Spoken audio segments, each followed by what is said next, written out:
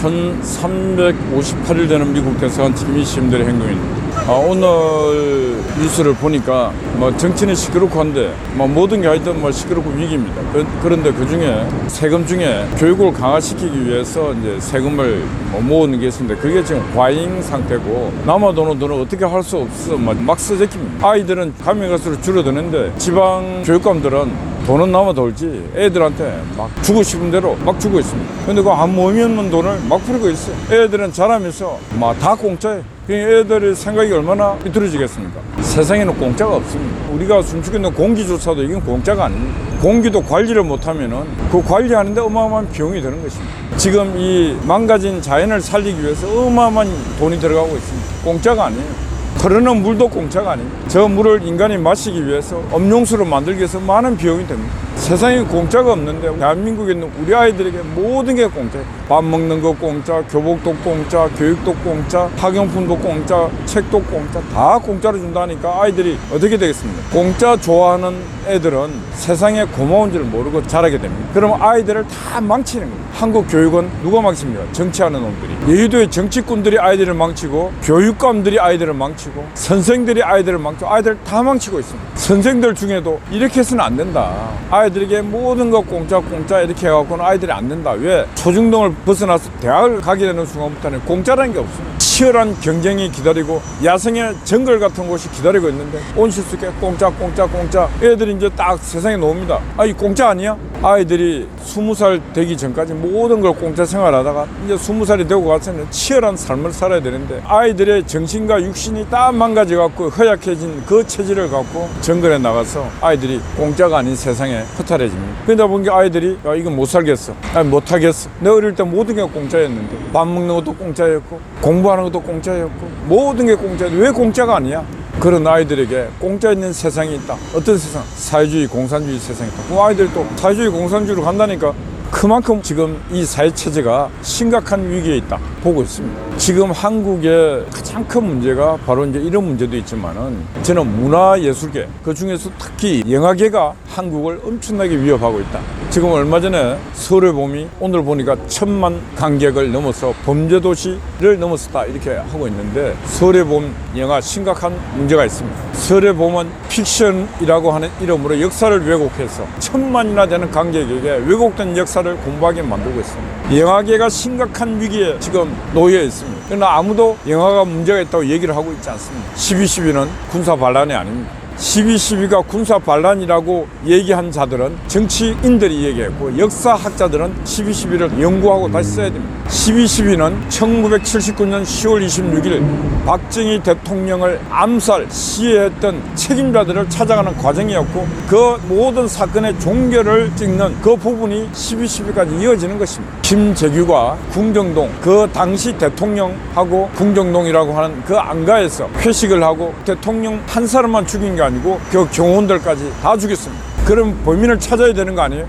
범인을 찾아서 죄를 묻고 정리해야 되는 거 아니에요? 그 과정이 12.12예요. 그러면은 여러분들이 좋아하는 김대중 선생이 어떤 놈이 암살해 죽였어. 찾아야 될 거 아니에요? 아니 자파들 봐요. 30년이 지나도 끝까지 찾고 있잖아. 40년이 지나도 찾고 있잖아. 5.18 해갖고 매일 찾아요. 11.6 박정희 대통령을 암살한 그 과정 지금도 찾아야 되는 거 아니에요? 근데 국민의힘당에 있는 인간들 왜 우파라고 하는 인간들은 그 끝까지 찾고 있지 않고 있냐고. 근데 자파 새끼들은 역사를 왜곡해 가면서까지 영화까지 만들어가면서 역사를 뒤집고 있는데 얼마 전에 노량인가 이순신 장군을 죽음의 바다 노량해갖고 또 그걸 개봉했는데 그것도 이제 개봉한 지 얼마인데 100만 이제 200만 향해서 가고 있는데 이 영화도 심각한 문제가 있습니다. 이 영화도 역대 만들어진 성웅, 이순신, 명랑 이런 게 한산대 이런 거와 달리 역사를 왜곡한 부분이 상당히 많이 있다고들 합니다. 어떤 내용이냐면은 이 시대 그 당시 진린이라고 하는 명나라 그 해군 총사령관 그렇게 적극적으로 이순신 장군하고 일본군하고 싸우고 그렇게 하지 않았는데 어마어마하게 싸우고 위대한 전쟁을 함께 조명연합군이 함께 했는 것처럼 이렇게 만들고 있습니다. 이게 바로 이 시대에 일본과 싸워야 돼. 반일, 그 다음에 친중 이런 색깔이 너무 영화에 적나라하게 지금 나타나 있습니다. 조명연합군 그게 바로 조중연합군처럼 해서 일본과 싸웠다는 하여튼 이런 비슷한 시나리오 줄거리 역대 이순신을 상대로 만든 영화치고 제일 저급하고 시나리오도 빈약하고 한 영화인데도 내용의 전반적 흐름은 진중입니다. 진중. 그래서 저는 한국 영화계가 아주 위험하다. 제가 이런 얘기를 하면은 국민의힘당 보수 정치권에서는 이걸 심각하게 봐야 되는데 저 인간들은 문화 진지에 대한 그 진지가 뭔지 그런 관심이 없어. 그러니 이런 말을 이렇게 얘기를 해도 못 알아쳐드시고 있는 놈들이 정치를 한답시고 있어요. 어떻게 좌파를 이기겠습니까? 지금은 참 대중의 정신을 흐리게 만들고 오판하게 만들고 자기들이 원하는 방식으로 끌고 갈 수 있는 게 바로 문화진지입니다. 문화진지 방향으로 우리 국민들을 끌고 가면 이 해법이 없어요. 해법이. 그런데 영화계가 앞장서서 한국 사회에 문화를 통한 이념 주입을 하고 있고 이념 교육을 하고 있는 것입니다. 심각한 위기다 이런 말씀드립니다. 그래서 지금 서울의 봄 뭐 이런 영화 나오면은 광주의 봄에 대해서 한번 영화를 만들어 봐요. 1980년 5월에 광주의 봄의 진실은 무엇인가 한번 누가 영화 만들어 봐야 돼요. 그 인천 상륙작전 그 영화처럼 6.25 때 장진호 전투 같은 거 한번 누군가 영화를 만들어 봐야 돼.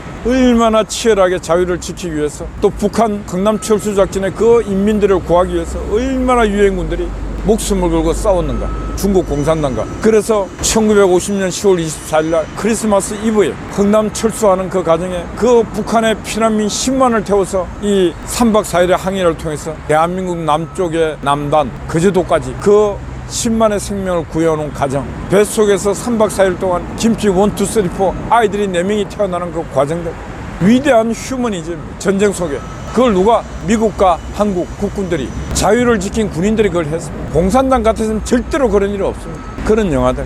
근데 안 해. 왜 안 해? 윤석열 정부가 들어서서 윤석열 정부의 문화체육관광부라면 그걸 해야 돼. 근데 유인촌에게 그런 사상이 있습니까? 그런 이념이 있습니까? 없어요. 그러니 그런 영화는 못 만들어요. 좌파들은 장관이 없어도 밑에 하부가 하나하나가 전투 요원이기 때문에 그런 사상으로 하나하나가 총폭탄이에요. 그런 사상과 그런 이념이 없고 그런 전략이 없는 자가 장관을 하고 있어요. 될 일이 없죠. 그런 장관 들어서고 지금 이런 영화들이 수두룩수두룩 쏟아져 나오고 있습니다. 좌파들은 없는 문학의 블랙리스트까지 만들어서 공격을 합니다. 저런 영화를 만들어내고 있고 역사를 왜곡하는 영화를 픽션의 이름, 허구의 이름으로 역사를 왜곡하고 있습니다. 좌파들의 전략, 좌파들의 전술은 눈에 훤히 보이는데도 우파들이 그걸 못하고 있어요. 예, 한동훈의 비대위가 곧 출발한다 그럽니다. 걱정도 많이 됩니다. 희망 속에서 제가 사설도 쓰고 했지만은 한동훈의 비대위는 한동훈 스타일의 방법으로 가야 된다. 여의도 방식으로 가면 안 된다. 저는 그렇게 생각합니다. 언론들이 여의도의 법칙을 무시하지 말아간대. 여의도 법칙 다 무시해도 괜찮습니다. 왜? 여의도 법칙 100년 묵은 1000년 묵은 능구렁이들처럼 백력시들처럼 국가와 국민을 위해서 정상적인 생각을 하고 있는 인간들은 찾아볼 수가 없어요. 부탁하는데 제발 좀 신선한 사람들, 교수 나부랭이들 좀 쓰지 말고 교수들 책상에 앉아서 공부는 많이 해요. 현실성이 전혀 없습니다. 탁상 공론은 잘해도 현실성이 전혀 없어요. 그래 가급적이면 실용적인 사람, 자기 세계에서 뭔가 이룬 사람들, 그런 사람들을 찾아서 체육계, 문화계, 게임 많잖아요. 그런 사람들을 찾아서 한 사람 모시고 와서 정치에 와서 당신 그 지평을 넓혀라. 게임하는 친구 데리고 와서 게임이 한국 국민들에게는 한국 성인들은 게임하면은 애들 다 망친다. 게임을 세계화시켜봐라. K-팝 노래를 세계화시켜봐라. 음식을 세계화시켜봐라. 스포츠 지금 세계 최고잖아요. 춤 그런 거 세계화시킬 수 있는 사람들, 그런 사람들을 모시고 와서 해라.